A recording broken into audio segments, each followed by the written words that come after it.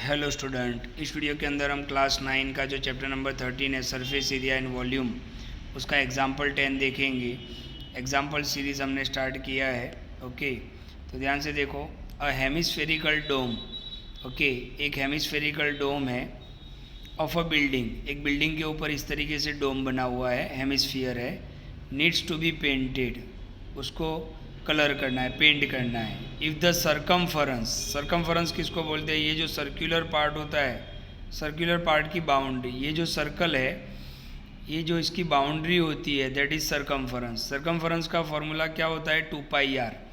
तो याद रखो, जब भी सरकमफरेंस दिया हो तो आपको वो रेडियस आपको फाइंड करना पड़ेगा। तो circumference of the base of the dome is 17.6 metre. तो आपको 2πr कितना दिया हुआ है? 17.6 सरकमफरेंस आपको दिया हुआ है। Find the cost of painting. Given the cost of painting ₹5 पर 100 सेंटीमीटर स्क्वायर। 100 सेंटीमीटर स्क्वायर को पेंट करने का कॉस्ट कितना है? 5। तो देखो यहाँ पे स्क्वायर लगा हुआ है, यानी इतना हमें पता चलता है कि ये एरिया का क्वेश्चन होगा। ओके, अब हमें हेमिस्फीयर के तो हमारे पास दो एरिया होते हैं, कर्व्ड सरफेस एरिया भी होता है, एक टोटल सरफेस एरिया भी होता है। बट हमें इसको देखो, यहाँ पे कहीं पे भी टोटल वर्ड यूज़ नहीं किया है, मतलब हम CSA वाला फॉर्मूला यूज़ करेंगे। यानी CSA ऑफ हेमिस्फीयर क्या होता है? 2πr², right. बट हमें रेडियस की ज़रूरत पड़ेगी क्योंकि रेडियस कहीं पे भी क्वेश्चन में नहीं दिया हुआ है, बट हमें सरकमफरेंस दिया हुआ है। तो सरकमफरेंस का फॉर्मूला क्या है? 2πr। ओके, सरकमफरेंस कितना दिया हुआ है? 17.6। आप देख सकते हो ये 7 है, 17.6 टू एज इट इज़। पाई का वैल्यू 22/7 और रेडियस। ओके, अब हम यहाँ पे देखो, मैं आपको कैलकुलेशन यहाँ पे करके बता रहा हूँ। ओके, तो ध्यान से देखना। 17.6 से हम पॉइंट निकाल देंगे तो कितना होगा? नीचे 10 होगा। सामने कितना है? 222/7 into R. Okay, into R. तो ये 7 कहाँ पे चला जाएगा? ऊपर। और 2 और 22 कहाँ पे आ जाएंगे? नीचे। Is equal to are. 22 8 जा 176, 2 4 जा, तो रेडियस कितना मिल जाएगा आपको? 28 मीटर। ओके, तो रेडियस आपको, अच्छा नीचे 10 भी था, देखो ये हमने 10 निकाला था, वो यहाँ पे रह गया, तो नीचे 10 आएगा। तो 4 7 जा 28/10, यानी रेडियस कितना हो जाएगा? 2.8 मीटर। तो ध्यान से देखो, रेडियस हमें मिल गया 2.8 मीटर। अच्छा, यहाँ पर आपको देखो सेंटीमीटर में दिया है, तो इसको हम कन्वर्ट करेंगे। तो सीधी बात है कि ध्यान से देखो, मीटर से अगर सेंटीमीटर में जाना है तो मल्टीप्लाई बाय 100, तो 28/10 था, मल्टीप्लाई बाय 100 करेंगे तो सेंटीमीटर में आ जाएंगे, तो 0 0 कैंसिल। तो 28/10 यानी कितना हो जाएगा? 280 सेंटीमीटर। तो आप देख सकते हो कि रेडियस कितना हो गया? 280 सेंटीमीटर।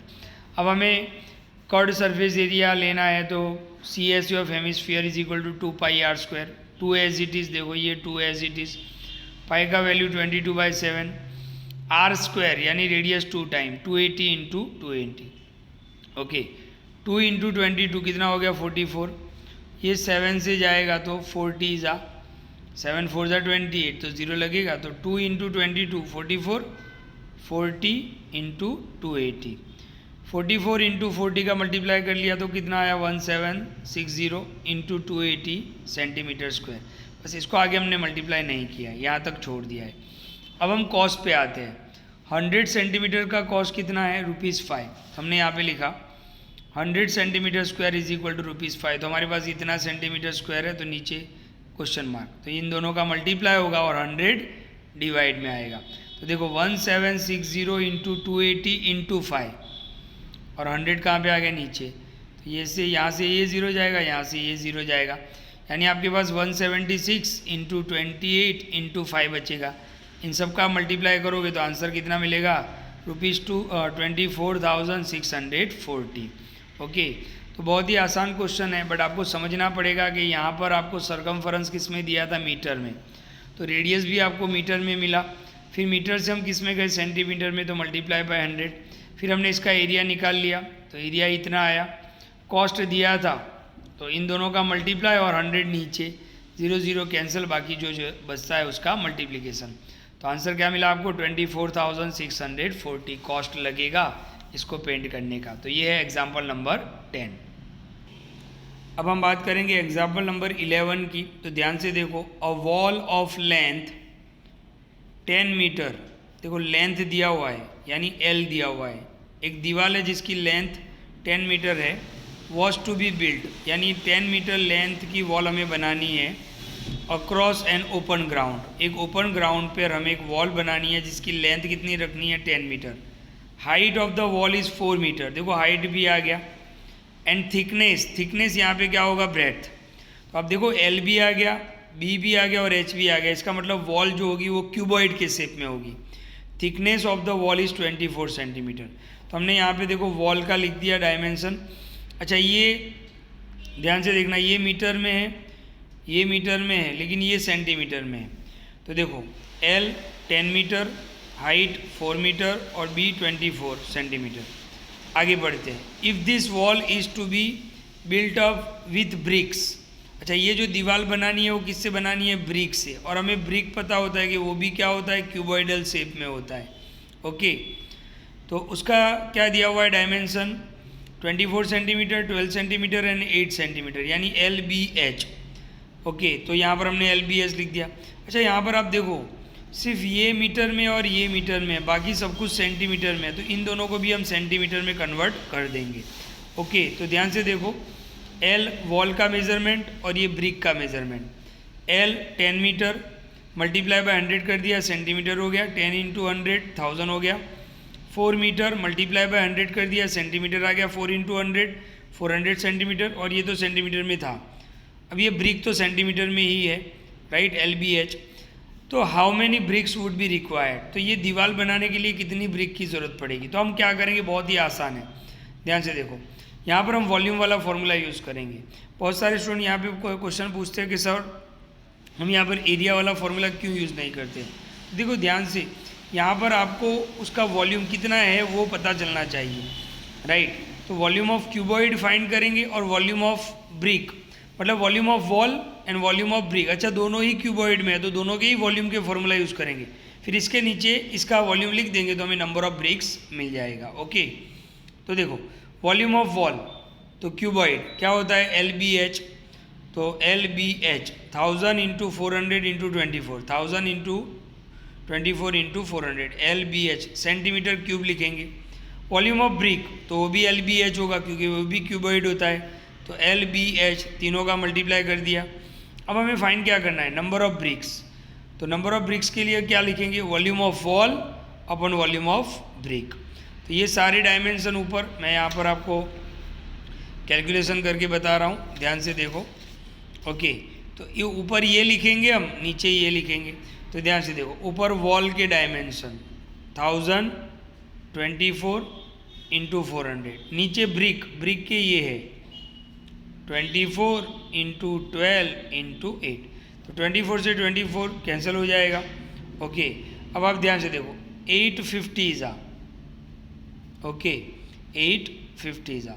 अब आप 12 का हाफ करो तो कितना होगा 6, और 1000 का हाफ करो कितना होगा 500, 500 का हाफ करो कितना होगा 250, 6 का हाफ करो कितना होगा 3, तो नीचे आपके पास 3 बचेगा, यानी 250 इंटू 50 अपॉन 3। ओके, तो इन दोनों का आप मल्टीप्लाई करोगे तो देखो 25 5 आ, तो 125 और 2 0 लग जाएंगे अपॉन 3। तो आप देख सकते हो यहाँ पे 125 और 00 अपॉन 3, इसका आप डिवाइड करोगे तो आपको आंसर क्या मिलेगा 4166.7। लेकिन यहाँ पे तो हमें क्या फाइंड करना है, नंबर ऑफ ब्रिक्स। तो ब्रिक्स को हम क्या करेंगे, राउंड फिगर में ले लेंगे, तो 66 है उसकी जगह पर हम क्या कर देंगे 67। तो कितनी ब्रिक्स की ज़रूरत पड़ेगी, 4167 ब्रिक्स की ज़रूरत पड़ेगी, राइट। तो बहुत ही आसान क्वेश्चन है। तो ये है क्वेश्चन नंबर 11। ओके, अब हम एग्जाम्पल 12 की बात करते हैं। बहुत ही आसान क्वेश्चन है, ध्यान से देखो। A child playing with a building blocks which are of the shape of cube, एक बच्चा है जो क्यूब से खेल रहा है ना। क्यूब में पता है कि ऑल हर एक साइड सेम होती है।